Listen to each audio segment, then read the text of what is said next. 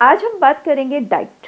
Diet को हम divide करेंगे 3 हिस्सों में, यानी फर्स्ट 3 मंथ, मिड 3 मंथ और लास्ट 3 मंथ। इसको हम फर्स्ट ट्राइमेस्टर, सेकंड ट्राइमेस्टर और थर्ड ट्राइमेस्टर भी बोलते हैं।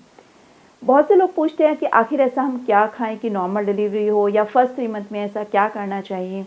तो पहले तो मैं इन जनरल बताना चाहूँगी कि पूरी प्रेगनेंसी में चाइनीज़ फूड, क्योंकि इसमें एजिनोमोटो होता है, पपाया और अनानास, पाइनएप्पल, पूरी प्रेगनेंसी में पपाया और अनानास नहीं खाना होता। ये दोनों फूड रेस्ट्रिक्टेड होते हैं।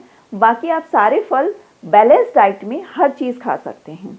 किसी भी चीज़ के पीछे ना पड़ें कि आम खाना है तो दिन में 10 आम खा रहे हैं, नहीं, ये सही डाइट नहीं होती। कोई भी डाइट बैलेंस्ड होनी चाहिए प्रॉपरली। अब बात करते हैं फर्स्ट 3 मंथ में। मेरा आप लोगों से अनुरोध है कि अगर गर्भवती स्त्री शुरू के 3 महीने में बहुत ज़्यादा नहीं खा पा रही है तो उसके पीछे ना पड़ें, क्योंकि फर्स्ट 3 मंथ के लिए हमारे लिए फूड में सप्लीमेंटेशन की रिक्वायरमेंट इतनी ज़्यादा ज़रूरी नहीं होती है, और उस समय पेशेंट को बहुत ज़्यादा नोजेटिंग या चेंजेस बहुत ज़्यादा मिल रहे होते हैं, तो वो चाह कर भी नहीं खा पाती। इसलिए वो जितना खाना चाहें, थोड़ा थोड़ा अमाउंट, फ्रीक्वेंसी ज़्यादा हो, बल्क ज़्यादा ना हो, यानी अमाउंट ज़्यादा ना हो, लेकिन वो खाते रहें और हाइड्रेशन अपना साथ में मेंटेन रखें। क्यों? बहुत बार वॉमिटिंग की वजह से यूरिन में कीटोन्स आ जाते हैं, या लीवर फंक्शन डिरेंज हो जाता है, या किडनी पर भी असर आ जाता है। उसका कारण होता है हाइड्रेशन प्रॉपर ना मेंटेन करना। अब बात करते हैं मिड सेकेंड मंथ, यानी दूसरे ट्राइमेस्टर की। इस ट्राइमेस्टर में प्रोटीन डाइट सबसे ज़्यादा इम्पोर्टेंट है।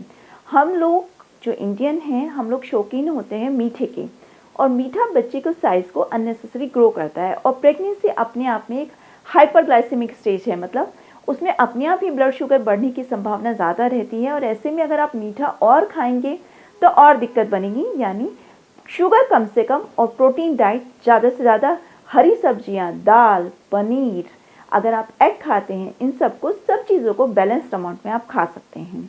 और लास्ट 3 मंथ में एक यहाँ मैं बात करना चाहूँगी कि लास्ट 3 मंथ में बहुत से घर वालों का एम्फोसिस होता है कि घी ज़्यादा दिया जाए।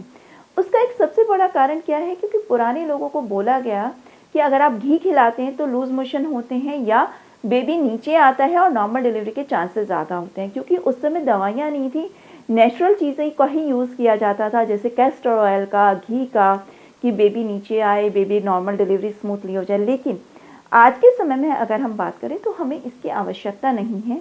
और स्पेशली अगर पेशेंट का बीपी बढ़ा हुआ है तो उसे घी बिल्कुल ना दें एक्स्ट्रा, अदरवाइज उनका बीपी और राइज कर जाएगा, क्योंकि बीपी का लिपिड प्रोफाइल से डायरेक्ट रिलेशन होता है। तो इसलिए लास्ट 3 मंथ में भी प्रोटीन डाइट ज़्यादा से ज़्यादा, कार्बोहाइड्रेट और फैट कम से कम, ये हमारी रिकमेंडेशन है आप लोगों को डाइट के बारे में।